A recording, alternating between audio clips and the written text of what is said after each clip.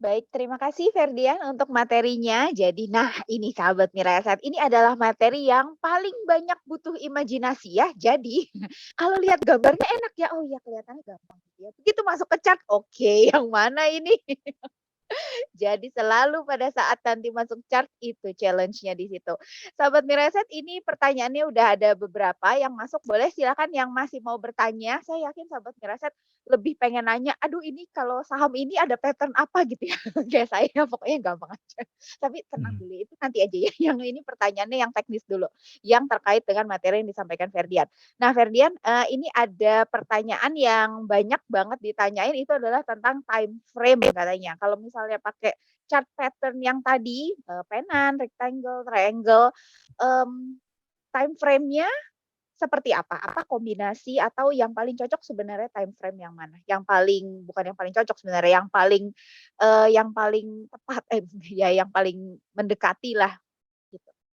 Sebenarnya kalau untuk, masalah time frame itu sebenarnya teman-teman bebas mau, time frame berapa aja, yang penting ketika teman-teman memilih time frame tersebut, teman-teman bisa membaca, chart pattern yang terbentuk atau bisa membaca chart-nya, istilahnya kayak gitu. Jadi untuk time frame bebas teman-teman, yang penting teman-teman pada saat memilih time frame bisa menganalisis chart-nya tersebut, begitu, Bu.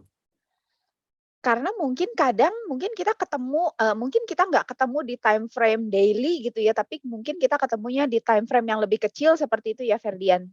Ya, betul, Bu. Ya, tapi biasanya ya, kalau dari sisi Ferdian sendiri itu paling banyak memang time frame-nya kalau tadi saya lihat kan kebanyakan 1 menit, memang kebanyakan Mhm. lihatnya di 1 menit?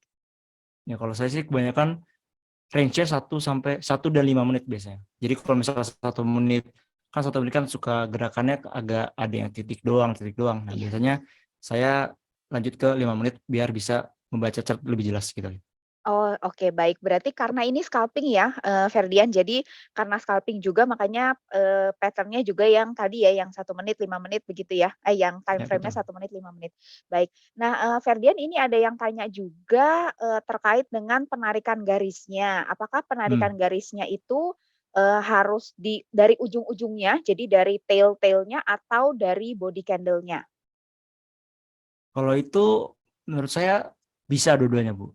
Jadi yang penting itu pada saat penarikan candle, mau itu dari tail-nya atau dari badannya, pada saat dihubungkan itu higher high, yang akan dihubungkan itu tersentuh pada saat kalian tarik garisnya gitu. Jadi untuk masalah detail atau di badan, dua-duanya bisa, yang penting mereka itu pada saat kalian tarik garis, dia terbentuk gitu, begitu, Bu. Oke. Baik, baik Ferdian. Ferdian kalau saya perhatiin ya, dari 3 chart pattern yang dibahas hari ini, pennant, rectangle, dan triangle, mungkin untuk ngebantu, sahabat Mira Asset juga, eee pattern ini itu biasanya ditemukan setelah berarti kalau misalnya kita bilang yang bullish ya, berarti itu adalah memang setelah ada kenaikan yang tadi Ferdian bilang ya, jadi kenaikan yang cukup tinggi, baru kemudian membuat pattern gitu ya? Ya, betul. Jadi intinya dari chart pattern continuation ini dia harus benar-benar pada awalnya itu membuat badan, yaitu badannya itu kenaikan harga yang tinggi. Nah, dari situ biasanya ada koreksi. Nah, di area koreksi itu biasanya membentuk chart pattern. Tapi intinya adalah yang harus dipastikan teman-teman harus memastikan kalau itu ada badan yang kenaikannya tinggi kayak gitu. Nah, itu kalau misalnya yang bullish. Kalau misalnya yang bearish, itu berarti ada penurunan, arahnya yang beda Hmm, ya? ya arahnya yang beda kalau bearish begitu. Oke, baik. Nah, Ferdian ini ada yang tanya juga, dari 3 chart pattern tadi, itu mana yang punya tingkat akurasi yang tinggi? Kalau misalnya berdasarkan mau diurutin nih yang tingkat akurasinya tertinggi sampai terendah, yang mana? Ini enak nih, langsung kita nyimak. Kalau biasanya sih yang berdasarkan pengalaman saya, biasanya yang paling bagus itu penan. Biasanya urutannya kalau saya penan, terus rectangle sama triangle tadi. Oke. Cuma nggak menutup kemungkinan semuanya sama-sama berpotensi profit yang maksimal juga. Tapi intinya yang biasa saya temukan adalah dia ketika membentuk penan, biasanya dia berhasil melakukan kenaikan lebih lanjut lagi begitu. Mmm, oke, baik. Ferdian, ini ada pertanyaan, apakah, pattern ini kalau misalnya Ferdian, coba begitu ya, maksudnya, aplikasikan nih, valid atau tidak valid akurasi atau, tinggi atau rendah akurasinya itu biasanya antar saham tuh berbeda nggak sih? Misalnya mungkin ada di satu saham ABCD let's say, kemarin udah pernah dan kemudian kalau misalnya terbentuk itu akan terus seperti itu, gitu. Atau misalnya jadi intinya adalah ini sebenarnya bisa diaplikasikan ke semua saham atau memang sebenarnya kalau Ferdian lihat saham-saham tertentu memang nggak bisa. Sebenarnya kalau untuk cara pattern ini bisa diaplikasikan ke semua saham, terlepas dari eh, karakter sahamnya kayak gimana. Soalnya kan ini kan kita secara umum kan chart pattern itu sendiri.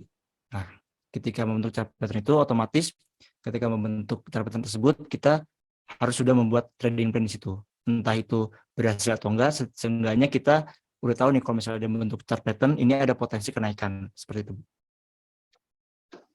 Oke, baik. Nah, yang penting juga mungkin selain chart pattern-nya tadi adalah volumenya ya, Ferdian? Ya, betul.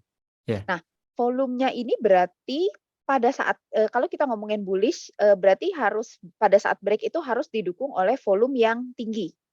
Ya, biasanya untuk lebih valid lagi ketika chart pattern tersebut berhasil, biasanya pada saat break itu dia tiba-tiba volumenya segini. Lalu tiba-tiba pada saat melakukan break dia ada volume besar gitu. Lebih besar dari yang lain. Jadi biasanya itu memberikan kita sebuah kepastian, wah ini chart pattern ini valid lah begitu, Bu. Oke.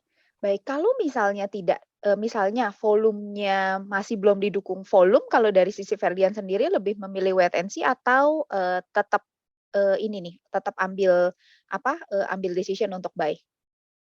Kalau saya misalnya masih belum didukung volume pun sebenarnya saya masih ada decision buat buy. Cuma mungkin di situ karena tingkat ketidakpastiannya lebih rendah karena tidak disertai dengan volume, mungkin saya akan mengecilkan porsi sizingnya begitu. Oke. Nah, pertanyaan selanjutnya ini yang ditanyakan juga oleh sahabat Miraset adalah kalau misalnya sudah didukung volume berarti langsung udah lihat chart pattern, breakout didukung volume berarti langsung, langsung hajar kanan aja atau antri lagi? Ya kalau saya sih karena momentum saham sangat cepat ya, biasanya saya langsung HK aja begitu. Oke, berarti kalau ngantri lagi nanti udah lain lagi Ya, pattern-nya, kalau ngantri udah takut beda. ketinggalan kan gitu. Begitu dilihat sejam lagi udah ganti lagi pattern-nya. Jadi ini Ya, sahabat Miraset, ini memang, scalping ya. Jadi, tadi menitan, jadi kalau sahabat Miraset, bisa lihat tadi time frame-nya tuh, 1 menit, 5 menit gitu ya. Nah, Ferdian ini ada yang nanya juga nih, kalau misalnya di 1 menit ada pattern, misalnya ada pattern yang bullish, tapi di 3 menit sama 5 menitnya belum ada. Nah, kalau seperti itu, Ferdian apakah, cukup valid cuman pakai yang 1 menit aja? biasanya sih kalau misalnya dikecilin dalam 1 menit itu bullish misalnya, itu biasanya secara otomatis dalam 5 menitnya lebih besar lagi dia bullish juga. Jadi di dalam chart di dalam time frame ini berkesinambungan, Bu. Jadi nggak mungkin misalnya 1 menit belum bullish misalnya, tapi di 5 menit belum bullish gitu. Oke, berarti sebenarnya melihat kalau misalnya memang scalping sebenarnya 1 menit aja itu cukup berarti ya, Ferdian? Ya 1 menit cukup. Cuma biasanya 1 menit itu ada misalnya ada sebuah pembentukan candle yang nggak jelas biasanya. Nah makanya kita butuh 5 menit itu biar lebih jelas dalam kita menganalisisnya gitu. Oh iya. Karena mungkin kadang 1 menit itu agak patah-patah, mungkin kalau sahabat Miraset perhatiin gambarnya mungkin ya lebih lebih susah memang ngelihat untuk yang, 1 menit ya. Mungkin kalau udah ahli banget gitu ya kayak Ferdian mungkin 1 menit udah bisa kelihatan, tapi mungkin kalau yang, baru belajar oke 5 menit aja nggak kelihatan gitu ini ada pattern apa gitu ya. Seperti itu ya jadi sahabat Miraset. Jadi kalau misalnya nanti sahabat Miraset nggak ketemu di 1 menit jangan putus asa, coba lagi di yang 3 menit atau 5 menit gitu ya, atau mungkin coba gambar-gambarnya di yang 1 hari. Nah itu biasanya, lebih gampang, nanti baru mulai masuk ke time frame yang lebih kecil lagi, ya, Ya. seperti itu. Dan kita lanjut lagi ke pertanyaannya, jadi, ini ada pertanyaan yang, biasanya ditanyakan juga nih, Kalau misalnya dari sekian banyak saham nih katanya Ferdian, cara cara cara menemukan suatu saham yang sedang break pada saat market berjalan tuh gimana? Dia maksudnya itu kayak dia nggak bentuk chart pattern kayak gitu ya Iya, pada saat mungkin berjalan. mungkin karena tadi kan kalau kita ngomongin pattern itu kan berarti, ada body yang panjang tadi kan ya, gitu. Hmm, Nah itu kan nggak mungkin tuh kita, ngeliatin pattern-nya satu-satu. Nah kalau dari Ferdian biasanya seperti apa? Kalau saya biasanya eh triknya adalah pada saat pagi-pagi kan saya lihat top gainers. Nah di situ biasanya yang langsung spike pada saat Iya, 1 menit 3 menit pertama biasanya ada di top gainers tersebut bisa bisa naik 10% 13%. Nah di situ kita tinggal menunggu aja sebenarnya. Apakah dia koreksi dulu nih? Apakah dia koreksinya membentuk chart pattern? Tapi kalau misalnya dia koreksi nggak membentuk chart pattern tapi malah naik lagi, ya udah itu bukan misalnya bukan rezeki kita lah gitu. iya. Jadi seperti itu. Jadi bisa lihat di di gainers, gainers-nya ya Ferdian, karena itu nanti langsung kelihatan tuh kalau misalnya, beberapa menit udah naiknya besar. Nah Ferdian kalau cara mengkombinasikan chart pattern, nah tadi kan ini udah pakai chart pattern, kalau ke bid offer-nya nanti Ferdian lihat lagi kah? Ya kalau saya biasa lihat lagi sih itu lebih apa ya, lebih kita responnya ngelihatnya di pada saat market gimana. Cuma biasanya chart pattern atau resistance di chart pattern tersebut mempresentasikan bid offer-nya. Jadi misalnya di area resisten pada chart pattern tersebut ada bid offer tebal, nah itu biasanya yang mempresentasikan. Nah makanya kenapa ketika pada saat area resisten ditembus ada sebuah volume, nah artinya di situ ada yang beli barang banyak di area overnya, gitu. Oke, jadi nanti ngelihat volumenya itu salah satunya dari, bid offer-nya gitu ya Ferdian? Ya, Iya, baik. Kita ke pertanyaan berikutnya, Ferdian, ini ada yang menanyakan, gimana caranya membedakan chart, terutama di chart menitan nih, kalau misalnya suatu saham naik, kemudian konsolidasi naik lagi, jadi yang tadi, Ferdian buat ya, misalnya kayak contohnya Penan gitu ya kan, itu kan naik, konsolidasi, naik lagi, atau hmm. mungkin yang di rectangle kali ya, ini lebih tepat. Jadi naik, Hmm. konsolidasi, naik lagi, dengan yang naik, konsolidasi, tapi justru turun. Nah, kalau untuk itu sih masalah trading plan aja. Soalnya kan kita kan dari awal udah melihat nih, oh di sini ada chart pattern terbentuk. Nah, di situ kita udah buat trading plan kalau misalnya dia break di atas, kita beli. Tapi di situ ketika dia nge-break chart pattern ke bawah, ya udah berarti gagal. Simpelnya kayak gitu sih. Yang penting itu kita udah tahu kalau misalnya saham itu udah membentuk sebuah chart pattern misalnya. Nah, ya udah kita akan melakukan buy di area ketika chart pattern continuation itu melakukan break di atas. Begitu. Ya, jadi intinya buy on breakout karena ini memang buy on breakout gitu ya, Ferdian? Ya, betul. Hmm. Oke. Oh ya Ferdian, ini ada yang nanya juga nih, kalau misalnya kita ubah nih, misalnya tadi dari time frame-nya 1 menit ke 5 menit, Hmm. misalnya chart-nya bentuknya, sama gitu ya, pattern-nya sama, tapi, apakah entry-nya nanti itu biasanya di level karena mungkin entry-nya bisa aja di level yang berbeda kan ya, Ferdian. Nah, Hmm. kalau Hmm. seperti itu Ferdian ambilnya, entry-nya yang mana nih? Kalau saya karena misalnya scalping gitu ya, kan scalping kan ngelihat bid offer juga. Jadi tergantung sih. Misalnya pada saat di area 5 menit tapi bid offernya tuh masih belum menunjukkan, biasanya kan pada saat sampai mau naik bid offernya ditebelin terus kan. Nah, pada saat 5 menit pada saat 1 menit dia tidak menunjukkan potensi buat naik dari bid offernya tebal gitu.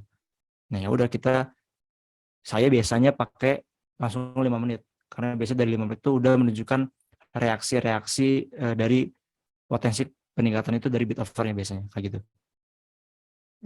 Oke. Jadi tadi dikombinasikan dengan, bid offer gitu ya.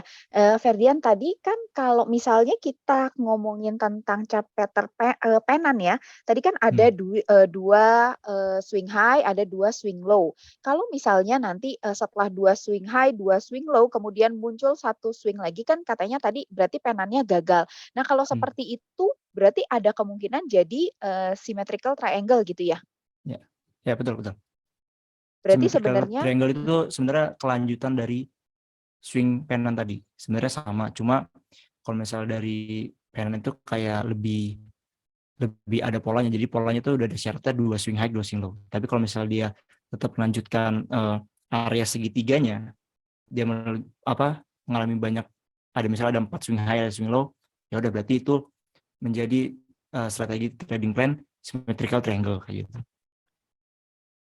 Oke baik. Jadi, seperti itu ya sahabat Miraset, jadi bedanya antara, Pennant sama, symmetrical triangle gitu ya. Cuman memang kalau secara pengalaman, yang Pennant ini lebih valid gitu ya, Ya, betul. Ferdian? Hmm. Ya, baik. Oke, kita lanjut lagi ke pertanyaan berikutnya. Jadi, ini mungkin sisa-sisanya nih udah pertanyaan sisanya ini udah nggak terlalu, banyak, jadi udah ada beberapa yang di luar materi. Mungkin saya tanyakan yang tentang tadi, untuk, cut loss ya ini ya. Jadi kalau misalnya, buy on breakout dia break, tapi misalnya once dia break, tapi naiknya nggak oh iya, jadi gini nih Ferdian, kalau misalnya dia udah buy on breakout kita udah buy on breakout, beli udah pas di harga itu, tapi misalnya naiknya nggak sekencang yang kita harapkan misalnya, gitu ya, cuma sedikit aja atau justru malah ke bawah. Nah, kalau seperti itu Ferdian, strateginya seperti apa?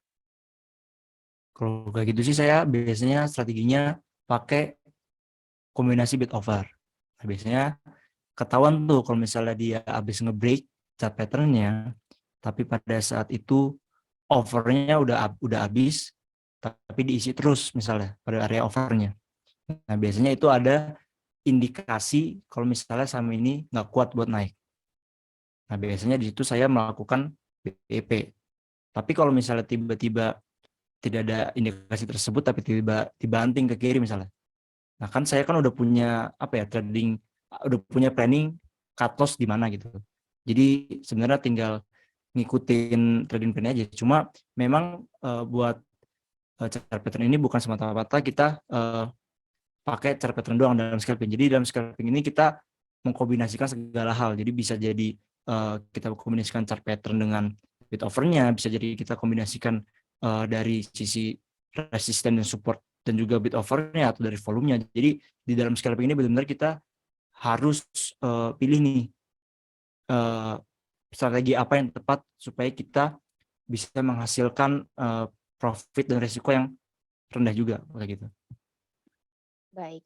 Ferdian, saya jadi penasaran nih ngomongin tentang kombinasi yang tadi Ferdian, sampaikan gitu ya, pakai bid Hmm. offer, kombinasi dengan pattern, mungkin dengan kombinasi dengan yang lain.